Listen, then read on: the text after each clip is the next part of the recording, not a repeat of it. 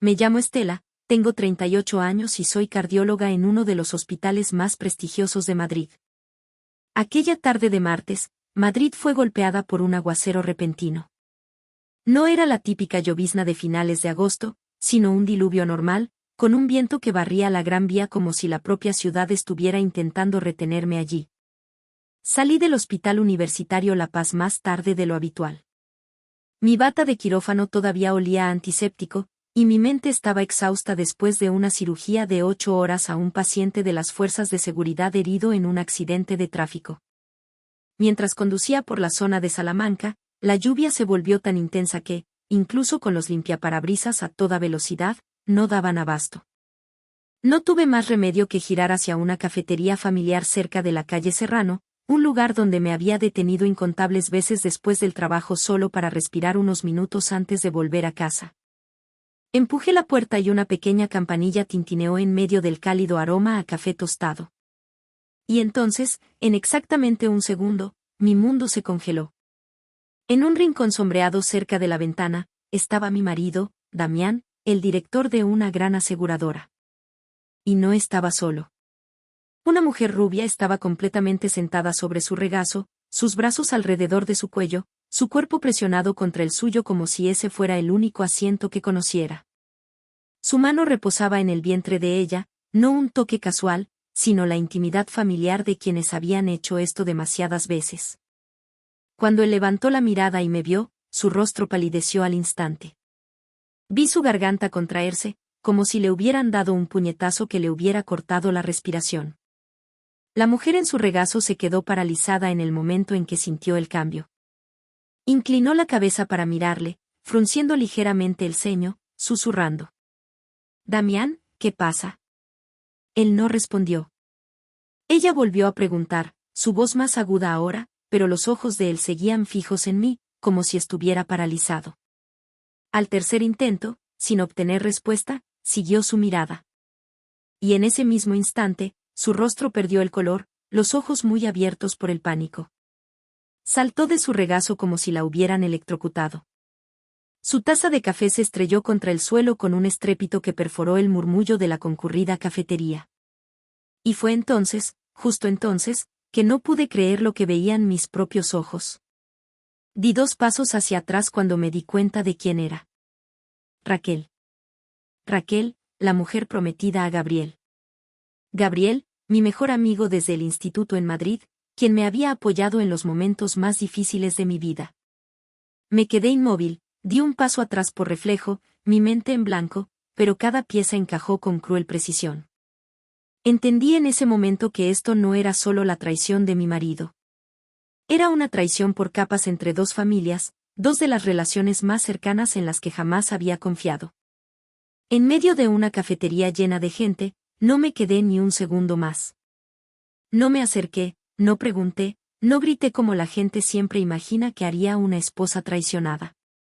Me di la vuelta, empujé la puerta y salí, dejando atrás el olor a café caliente, el tintineo de las cucharas y a 2 personas atrapadas en un momento que pensaron que nunca llegaría. La lluvia en Madrid seguía cayendo con fuerza, fría y brutal.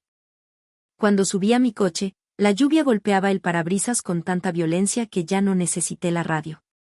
Gritaba lo suficientemente fuerte como para reemplazar todas las preguntas que no estaba lista para enfrentar. Conduje casi en piloto automático. Las calles que conocía de memoria de repente me resultaron desconocidas. Los semáforos parecían durar más de lo normal, y los recuerdos en mi cabeza se precipitaban más rápido de lo que podía procesar. Apenas unos minutos después de dejar la cafetería, mi teléfono empezó a vibrar. Una llamada, luego una segunda, luego una tras otra, sin parar. Cuando me detuve en un semáforo en rojo cerca del Parque del Retiro, miré la pantalla. Era la 12ª llamada. Cuando llegué a mi barrio, el número había subido a 23. No contesté ni una sola vez, no porque no las oyera, sino porque sabía exactamente lo que escucharía si lo hacía. Mentiras apresuradamente remendadas, excusas improvisadas por el pánico. El teléfono se quedó en silencio por unos minutos, luego volvió a vibrar. Un mensaje de voz. Lo puse en altavoz mientras estaba aparcada al borde de la carretera. Su voz se escuchó, temblorosa, pero tratando de mantener la calma. Estela, todo lo que viste fue solo un malentendido. ¿Puedo explicarlo? Por favor, dame una oportunidad para explicarme. Detuve el mensaje a mitad de camino. No porque no quisiera escucharlo, sino porque ya había visto demasiado. Hay imágenes que, una vez que entran en tus ojos, ninguna explicación puede borrar. Me quedé sentada en el coche durante mucho tiempo, viendo la lluvia deslizarse por el parabrisas en riachuelos. En ese momento, entendí que si me permitía reaccionar emocionalmente, perdería el control, y no podía permitir que eso sucediera. Abrí mi aplicación de mensajería, escribí lentamente las palabras y envié el mismo mensaje a Damián y a Raquel. Solo una frase corta, sin emoción, sin explicación. Tranquilizaos, no haré ninguna tontería como quizás esperáis. Pulsé enviar, coloqué el teléfono boca abajo en el asiento del pasajero y, por primera vez desde que entré en esa cafetería, respiré profundamente. Sabía muy bien que ese mensaje no les daría paz. Les aterrorizaría. Porque para aquellos que ocultan la culpa, lo más aterrador no es un grito. Es el silencio de quien lo vio todo, pero no ha dicho una palabra.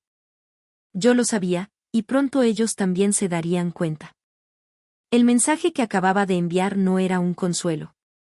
Era un vacío. Un vacío lo suficientemente grande para que la imaginación de la gente culpable les carcomiera toda la noche. Imaginé a mi marido mirando fijamente la pantalla de su teléfono, esperando un mensaje de seguimiento que nunca llegaría. Imaginé a Raquel leyendo la frase una y otra vez, tratando de adivinar si estaba enfadada, devastada o si estaba preparando algo mucho peor. Mi teléfono vibró unas cuantas veces más, llamadas perdidas, mensajes no entregados, y luego silencio. Ese silencio no era porque se hubieran calmado, sino porque habían empezado a temer. Temor a que yo se lo hubiera contado a Gabriel. Temor a que hubiera tomado más fotos. Temor a que estuviera sentada tranquilamente en algún lugar planeando algo en un estado de control que ellos ya no podían alcanzar. No necesité hacer nada más esa noche. La espera en sí misma ya era el primer castigo. Encendí el coche, conduje directamente hacia el centro, pero no tomé la carretera familiar que llevaba a nuestra casa. No estaba preparada para entrar en esa vivienda de 3 dormitorios donde de repente todo se había vuelto sospechoso. El sofá, la cama, las noches tranquilas que una vez creí pacíficas. Me dirigí hacia Salamanca y me detuve frente al Mandarín Oriental Riz. El hotel brillaba con luz, tranquilo y ajeno a todo lo que acababa de dejar atrás. Cuando recibí la llave de la habitación en la recepción, mi voz sonó extrañamente compuesta al decir mi nombre. Arrastré mi pequeña maleta hasta el ascensor. Las puertas se cerraron detrás de mí, reflejando mi rostro en la fría superficie metálica. No había lágrimas, solo un pesado vacío presionando mi pecho. En la habitación, puse el teléfono sobre el escritorio, apagué el timbre y me quedé de pie un buen rato junto a la ventana, mirando la noche de Madrid. La ciudad seguía funcionando como siempre, y yo estaba parada en la línea más delgada entre convertirme en una esposa traicionada en silencio y una mujer a punto de decidir con sus propias manos qué pasaría después. Esa noche, apenas dormí. No porque estuviera llorando, sino porque los viejos recuerdos seguían surgiendo lenta pero persistentemente, como si mi cerebro se estuviera obligando a auditar todas las relaciones que una vez fueron el fundamento de mi vida. Gabriel apareció primero en ese flujo de recuerdos. Lo conocía desde los últimos años del instituto en Madrid, cuando todo era aún simple y sincero. Estuvimos en la misma clase, estudiamos juntos para la selectividad, la EBAU, y pasamos por esos momentos en los que los amigos pueden convertirse en una segunda familia. Para mí, Gabriel siempre fue más como un hermano mayor que cualquier otra cosa, alguien que me entendía lo suficientemente profundo como para que nunca tuviéramos que decir demasiado. Raquel llegó más tarde, cuando ya estábamos en la universidad. Amaba a Gabriel con intensidad, estuvo a su lado durante más de 10 años, desde que ambos pasaban apuros hasta que su carrera finalmente comenzó a tomar forma. Yo solía pensar que ese tipo de resistencia era prueba de amor. Pero con el tiempo, comencé a notar las miradas fugaces que Raquel me dedicaba cada vez que Gabriel y yo hablábamos, las preguntas aparentemente casuales que siempre llevaban un matiz de sospecha, los silencios incómodos que solo los involucrados podían sentir. Nunca lo dijo, pero los celos siempre estuvieron ahí, silenciosos e implacables. La verdad es que, entre Gabriel y yo, nunca hubo nada que cruzara la línea de la amistad. Ni mensajes ambiguos, ni toques inapropiados, ni un solo momento que necesitara ser ocultado. E irónicamente, fue esa misma pureza lo que más incomodó a Raquel. Porque cuando no hay culpa a la que aferrarse, la gente empieza a imaginar cosas mucho peores. Me di cuenta de que el pasado que yo creía sólido probablemente ya había sido distorsionado en la mente de Raquel hacía mucho tiempo, lo suficiente para que ella creyera que si no era yo, siempre habría alguna otra mujer a la que tendría que vencer. Y de repente entendí que en esta historia, quizás nunca fui realmente la amenaza de Raquel, sino su excusa. A la mañana siguiente, justo después de terminar mi turno matutino, mi teléfono vibró sin parar dentro del bolsillo de mi bata. Ni siquiera necesité mirar para saber quién era. Cuando desbloqueé la pantalla, el número me hizo exhalar suavemente. 12 llamadas perdidas, todas de Raquel. Luego vino un largo mensaje, su tono pasando de suplicante a ansioso, rogándome una oportunidad para explicar las cosas claramente. No respondí de inmediato. Dejé ese mensaje sin leer durante casi una hora, luego respondí con una sola línea corta, fría pero lo suficientemente educada. Podemos vernos. Acordamos encontrarnos en una pequeña tetería cerca del hospital, un lugar donde a menudo me detenía para unos minutos de tranquilidad entre turnos. La tienda era luminosa, con grandes ventanales de cristal, íntima pero no sofocante. Llegué primero, elegí una mesa cerca de la ventana y pedí una tetera de té caliente. Cuando Raquel entró, inmediatamente noté que algo era diferente. Un abrigo suelto, su mano instintivamente sobre su vientre mientras se sentaba, su figura ya no tan esbelta como las últimas veces que la había visto. En ese momento, lo supe. No hacía falta preguntar. Raquel evitó mis ojos, su voz pequeña y rápida, como si hubiera ensayado. Lo has malinterpretado. Solo le estaba pidiendo ayuda a tu marido con el seguro de maternidad. Trabaja en el sector de los seguros, ya sabes. Ella forzó una sonrisa, poco convincente. No la interrumpí. Solo miré el ligero bulto bajo su ropa, algo que la iluminación de la cafetería no había podido ocultar. Los signos de embarazo eran demasiado obvios para llamarlos un malentendido. No discutí. No pregunté nada más. Abrí mi teléfono, lo coloqué suavemente sobre la mesa y giré la pantalla hacia ella. La foto de la cafetería apareció clara, inequívoca. Raquel en el regazo de Damián, sus brazos alrededor de su cuello, la mano de él reposando exactamente donde ella ahora intentaba esconder. La sala estaba tan silenciosa que pude oír una cuchara tintinear contra una taza de té. Raquel miró la imagen, sus labios se movían, pero no salía ningún sonido. No más explicaciones, no más historias sobre consejos de seguros, solo la verdad al descubierto entre nosotras, fría e innegable. Raquel se quedó mirando la pantalla del teléfono unos segundos más, luego lo empujó lentamente hacia mí como si fuera algo sucio que no quería tocar. Permaneció en silencio durante mucho tiempo, el suficiente para que me diera cuenta de una cosa. No estaba avergonzada. Lo que se estaba desarrollando en la mente de Raquel en ese momento no era arrepentimiento. Era cálculo. Cuando levantó la mirada, sus ojos habían cambiado, endurecidos, más afilados y completamente desprovistos del pánico anterior. No entiendes toda la situación, dijo Raquel, su voz bajando, llevando una frustración contenida. Es mucho más complicado de lo que viste. Y luego, como si lo hubiera ensayado, comenzó a culparme a mí. Habló de presión, de momentos de debilidad, de cómo yo de alguna manera había dificultado las cosas por estar demasiado cerca de Gabriel. Por la forma en que Raquel hablaba, yo ya no era la traicionada, sino la que causaba problemas. Luego mencionó a Gabriel, no como el hombre que amaba, sino como un escudo. ¿Sabes cuánto me quiere?, dijo Raquel, su voz ralentizándose, cargada de implicación. Nos vamos a casar, más de 10 años juntos. ¿De verdad crees que si tuviera que elegir, te creería a ti? Esa pregunta no necesitaba respuesta. Era una amenaza envuelta en palabras tranquilas. Raquel quería que entendiera que si yo hablaba, no solo destruiría una relación. Me etiquetarían como la celosa, la mujer que inventó su propia tragedia. ¿Eres médico?, continuó, sus labios curvándose en una sonrisa fina. Eres inteligente. ¿Sabes cómo verá esto la gente? Una foto puede ser interpretada. Un momento puede ser tergiversado. Escuché sin interrumpir, mi expresión inalterada. Cuanto más hablaba Raquel, más claro quedaba que lo que más temía no era la verdad. Era el hecho de que yo ahora controlaba la narrativa. No tenía idea de que desde el momento en que se sentó a esta mesa, yo había encendido la grabadora en el bolsillo de mi bata. Cada palabra, cada acusación, cada amenaza velada había sido capturada, clara e intacta. No necesité revelar eso todavía. Solo tuve que sentarme allí, dejando que Raquel expusiera su verdadero yo y dejarla creer que en este juego yo todavía era solo la mujer acorralada.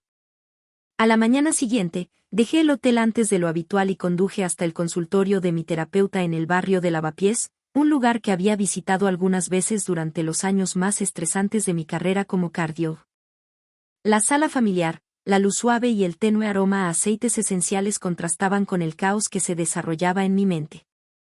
Mientras le contaba todo, desde la cafetería bajo la lluvia hasta la reunión en la tetería, ella no interrumpió ni una sola vez. Solo escuchaba, asintiendo ocasionalmente como si confirmara algo demasiado familiar.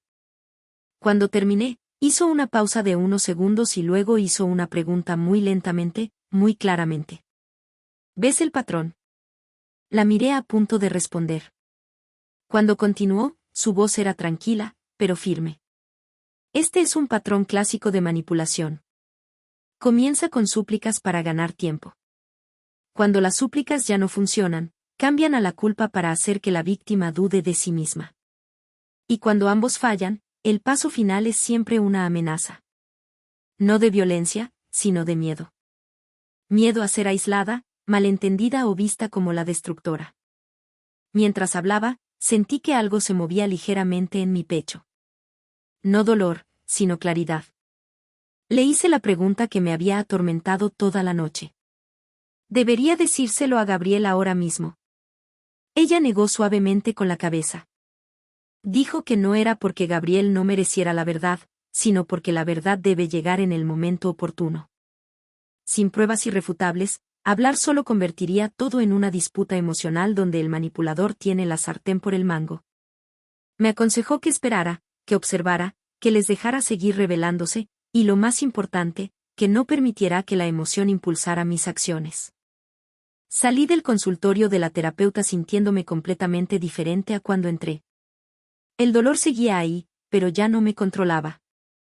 Ahora entendía que la claridad no viene de suprimir la emoción, sino de ponerla en su lugar correcto.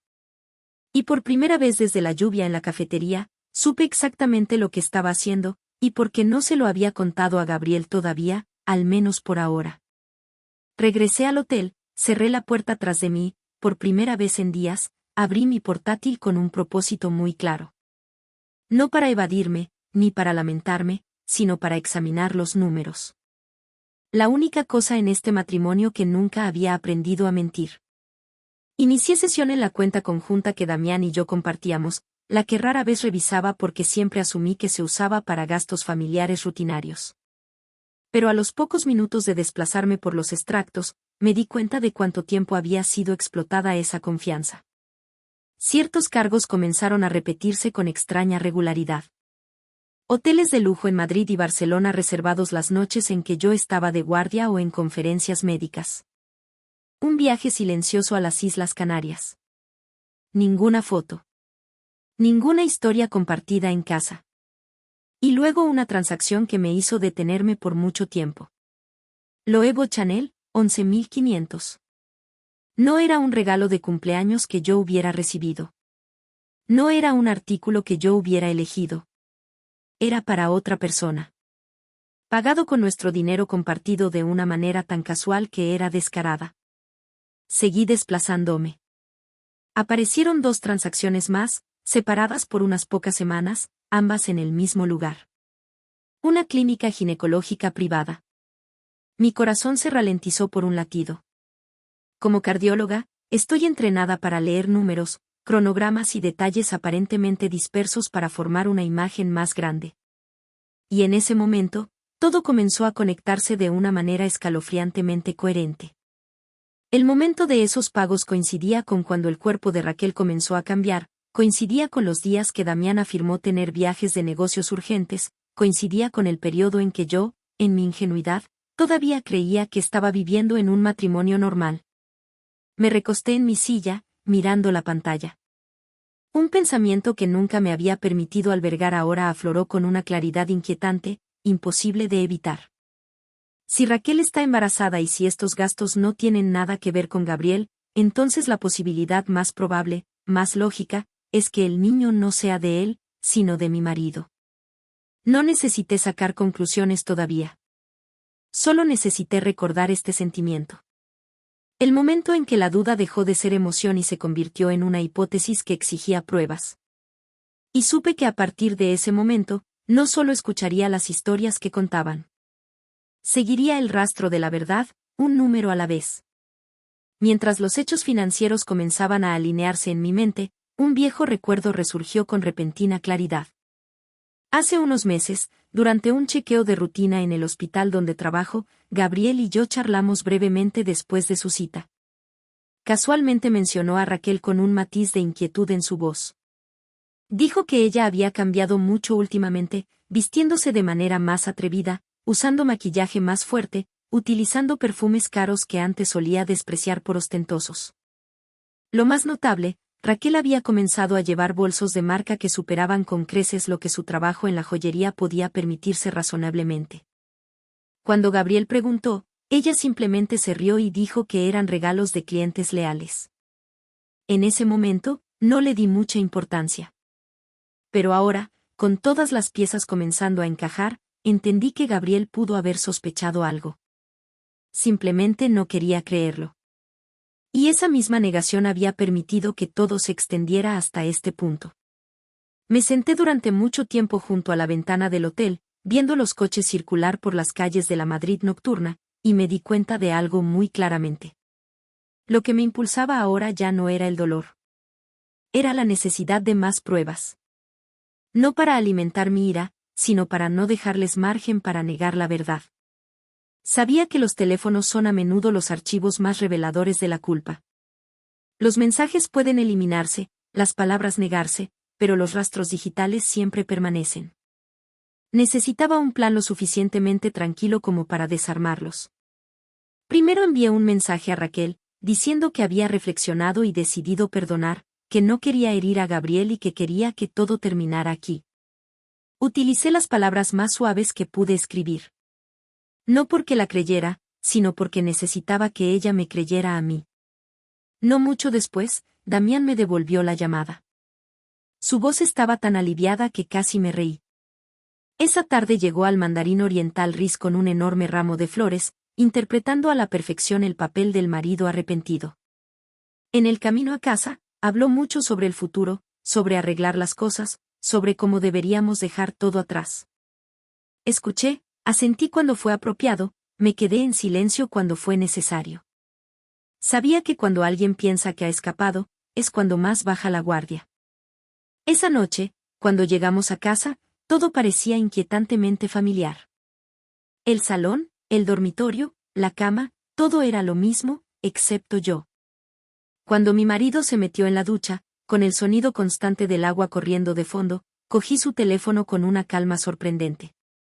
Sabía exactamente lo que estaba buscando. Fui a la carpeta de papelera o eliminados en la galería de vídeos, donde las cosas que se creían desaparecidas en realidad solo estaban esperando a ser encontradas. Y ahí estaba, un vídeo de más de 1 hora. Remitente. Raquel, destinatario. Gabriel. Lo abrí, aunque cada parte de mí quería vomitar. La imagen que apareció me hizo agarrarme al marco de la cama para apoyarme. Estaban en mi dormitorio, en la misma cama que una vez creí que era el lugar más seguro de mi vida. La marca de tiempo brillaba en la pantalla, coincidiendo perfectamente con los días en que yo estaba en Asturias cuidando a mi padre después de su accidente. No más dudas, no más hipótesis, solo una verdad repulsiva y desnuda mirándome a la cara. Y en ese momento, supe que todas las líneas se habían cruzado, y no quedaba camino para volver atrás. Extrañamente, no lloré. No porque me hubiera insensibilizado, sino porque las lágrimas ya no servían para nada aquí. El dolor dentro de mí no explotó. Se hundió, se espesó y luego se transformó en algo completamente diferente. Una conciencia fría y clara. Me senté en el borde de la cama, con el teléfono todavía abierto en la mano, y por primera vez, miré directamente a la verdad sin apartar la mirada. Si me callaba, si seguía interpretando el papel de la esposa comprensiva, la única persona que pagaría el precio sería yo, no ellos. Yo sería la sacrificada pieza por la comodidad y el engaño de quienes habían elegido la traición. Borré el vídeo de la pantalla, devolví el teléfono a su lugar original, luego fui al baño de invitados y me lavé las manos durante mucho tiempo, como si intentara quitarme algo que acababa de adherirse a mi piel. Cuando me miré en el espejo, el rostro que me devolvía la mirada no era el de una mujer que acababa de descubrir la infidelidad de su marido. Era el rostro de alguien que ahora entendía las reglas del juego y no tenía intención de perder. Sabía una cosa con certeza. Si quería terminar con esto, no podía actuar por rabia. Necesitaba tiempo. Necesitaba que creyeran que las cosas se habían calmado. A la mañana siguiente, le envié un mensaje a Raquel. Solo un texto corto, de tono suave, diciendo que lo había pensado y había decidido perdonar, que no quería herir a Gabriel y que quería que todo se detuviera allí. No esperé una respuesta. Sabía que solo recibir ese mensaje sería suficiente para que ella respirara más tranquila. Esa noche, acostada junto a mi marido, hablé de forma casual, como si fuera solo un pensamiento pasajero antes de dormir. Habían pasado 3 años desde que celebramos una gran fiesta en nuestra casa. Ambos estábamos demasiado ocupados con el trabajo. Dije que echaba de menos la sensación de estar rodeada de gente. Echaba de menos las risas, la reunión bajo un mismo techo. Sus ojos se iluminaron al instante. El alivio en su rostro estaba apenas oculto. Sugirió casi sin pensar. ¿Por qué no celebramos una fiesta de aniversario por nuestros 8 años de casados? Invitamos a familiares, amigos, compañeros para una cálida reunión. Sonreí y asentí, como una esposa que le da una oportunidad más a su matrimonio. Pero en mi mente, esa fiesta ya tenía una forma muy diferente. No estaba pensando en flores o vino. Estaba pensando en la iluminación, el sonido, la lista de invitados y el momento en que la verdad sería puesta exactamente donde le correspondía. Me quedé quieta en la oscuridad, escuchando la respiración constante del hombre a mi lado, y tranquilamente comencé a preparar el escenario para un final que nunca vieron venir. La fiesta se celebró en un lujoso hotel en el corazón de Madrid, donde los altos salones de cristal reflejaban las luces como un escenario ya preparado para momentos que no podían echarse atrás. Llegué antes de la hora de inicio oficial, con un vestido de tono neutro, maquillaje perfecto, la sonrisa colocada impecablemente. Nadie podría haber adivinado que debajo de esa calma exterior había un guión preparado hasta el más mínimo detalle. Los invitados comenzaron a llegar en número creciente. Ambos lados de la familia, caras conocidas de reuniones anteriores, felicitaciones repetidas como un ritual. Los compañeros de Damián aparecieron en pequeños grupos, apretones de manos firmes, charlas educadas con aroma a trabajo. Luego vi entrar a su jefe, traje perfecto, ojos perspicaces con la tranquila observación de alguien a quien siempre le importó la imagen y la reputación. Todo se desarrolló a la perfección, como la fiesta de aniversario del libro de un matrimonio modelo en Madrid. Ninguna grieta visible en la superficie. Y luego, en la entrada del salón, vi a Gabriel. Hizo una pausa por un segundo antes de avanzar, como si sintiera que algo andaba mal. A su lado estaba Raquel, la mano ligeramente apoyada en el vientre, el rostro cuidadosamente maquillado, la sonrisa contenida con fuerza. Sus ojos escanearon la sala, me miraron de pasada y luego se apartaron rápidamente. Me acerqué a saludarlos, educada, serena, como una vieja amiga que vuelve a ver caras conocidas. Nadie en esa sala sabía que su presencia esta noche era la pieza final que necesitaba. Mientras sonaba música suave y las copas se levantaban en brindis, Me paré en el centro de la sala, escuchando el sonido mezclado de risas y charlas, y supe con perfecta claridad. Esta noche no estaba destinada a salvar un matrimonio. Fue construida para que la verdad pudiera tener testigos, y todos los que necesitaban verla estaban aquí esta noche. A medida que el tintineo de las copas comenzó a desvanecerse, y todas las miradas comenzaron a girar hacia mí en un ritual familiar, di un paso adelante. No cogí el micrófono de inmediato. Dejé que la pausa se alargara unos segundos más, lo suficiente para que la sala contuviera la respiración conmigo. Luego hice un pequeño gesto con la cabeza al técnico que estaba junto a la gran pantalla detrás de mí. La pantalla se iluminó. Sin presentación, sin música, solo imágenes en bruto, brutalmente claras. El vídeo apareció. Mi marido y Raquel en una posición que ninguna excusa podía justificar. Un espacio familiar se reveló en segundos. Mi dormitorio, la cama, la lámpara de la mesita de noche, incluso el cuadro enmarcado que había elegido. Escuché a alguien jadear en algún lugar de la sala. Damián se quedó paralizado, el rostro sin color. Raquel retrocedió medio paso, la mano cubriendo instintivamente su vientre. Cuando el vídeo terminó, antes de que yo dijera una palabra, comenzó la grabación de audio. La voz de Raquel, clara, sin editar, innegable. Cada acusación, cada amenaza velada, la forma en que usó a Gabriel como escudo, la forma en que insinuó que si me atrevía a hablar, me verían como una mujer celosa. No necesité mirar hacia ellos para saber lo que estaba sucediendo.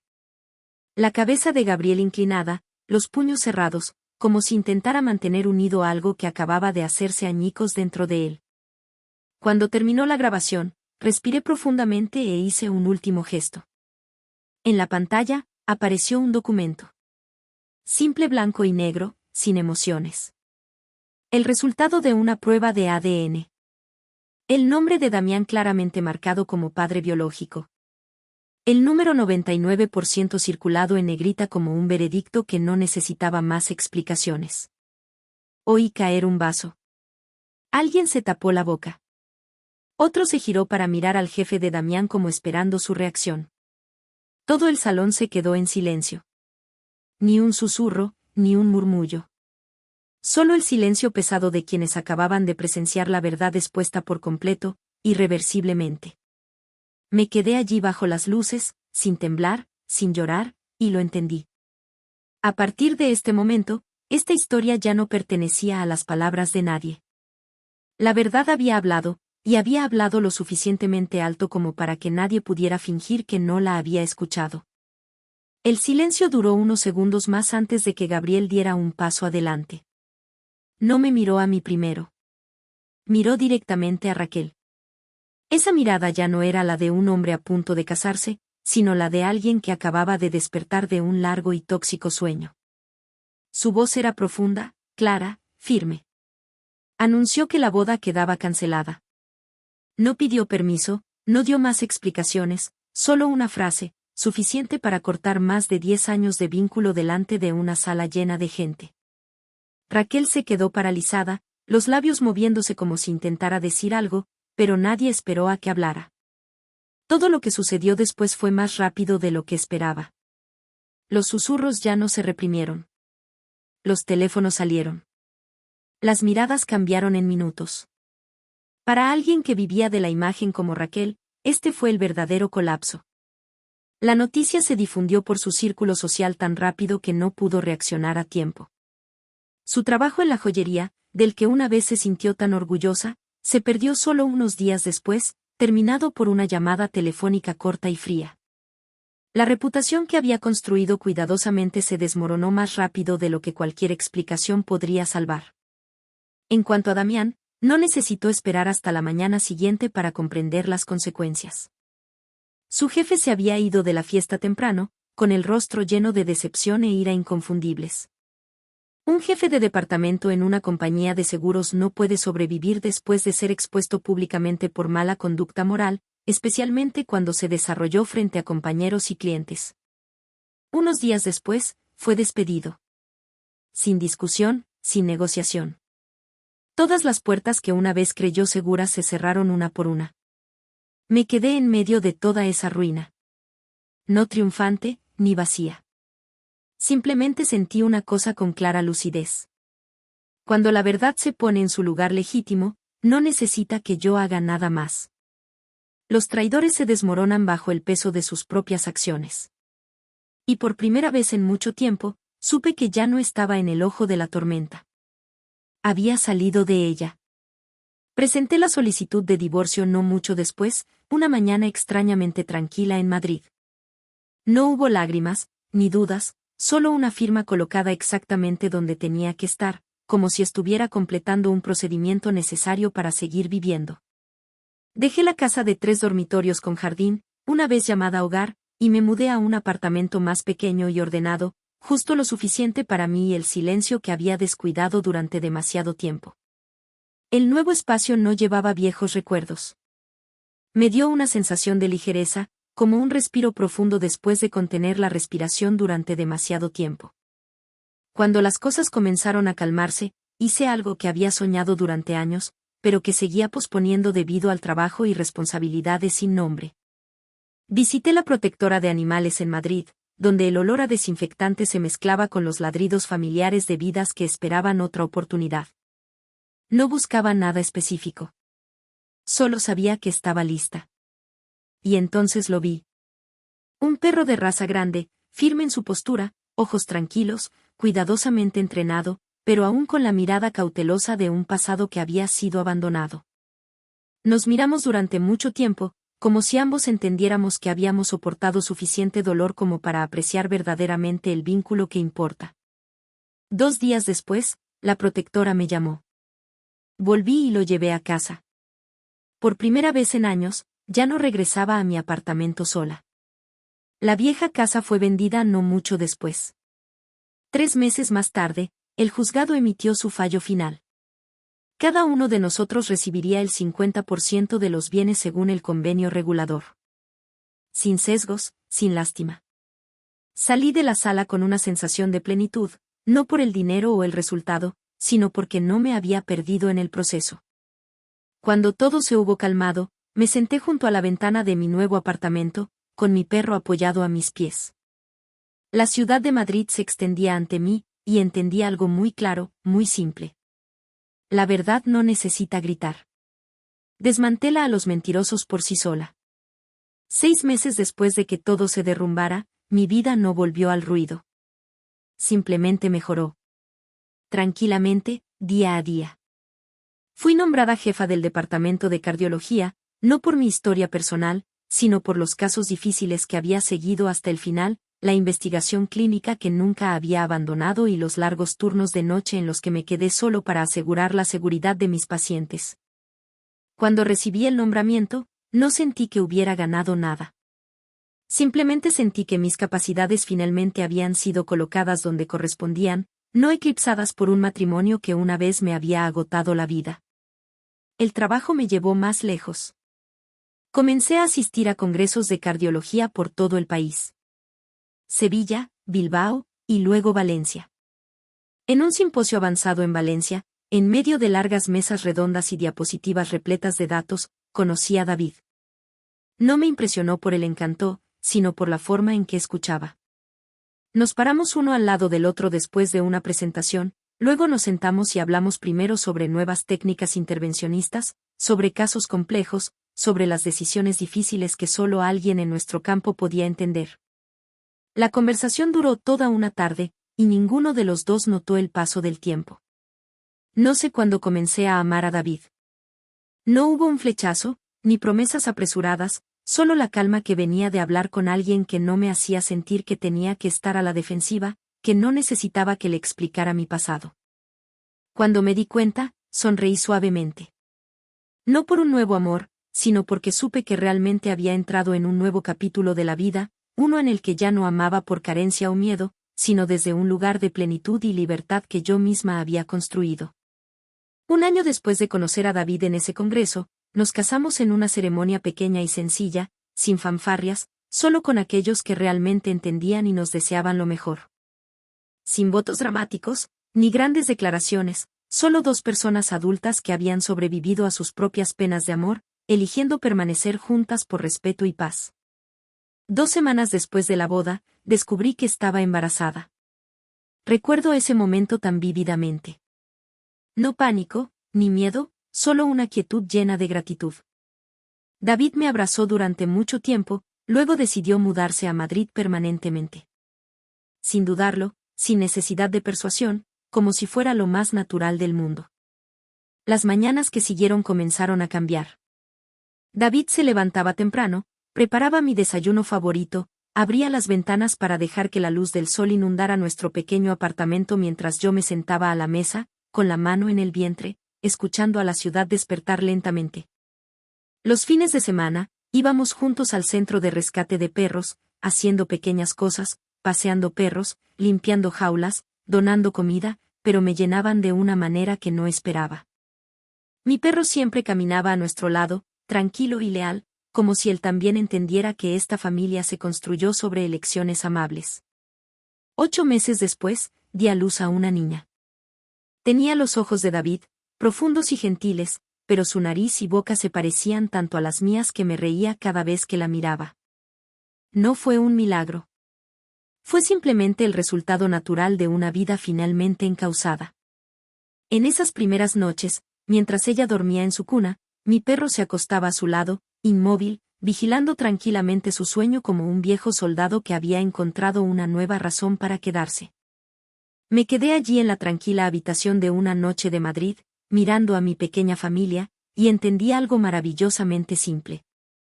La felicidad no proviene de ganarle a alguien o de demostrar algo al pasado. Llega cuando somos lo suficientemente valientes para dejar lo que nos duele y lo suficientemente pacientes para reconstruir nuestras vidas con elecciones amables, un día a la vez. Esa es mi historia. No la comparto para demostrar que soy más fuerte que nadie más, sino para decir esto. Una mujer no tiene que gritar para ser respetada. A veces, todo lo que se necesita es claridad para marcharse, coraje para decir la verdad y la paciencia para reconstruir la vida de la manera más amable posible para una misma. Gracias por escuchar mi historia hasta el final. Si resonó contigo, dale like, escribe en los comentarios qué fue lo que más te tocó y no olvides decir de dónde eres. Suscríbete al canal, vienen muchas más historias.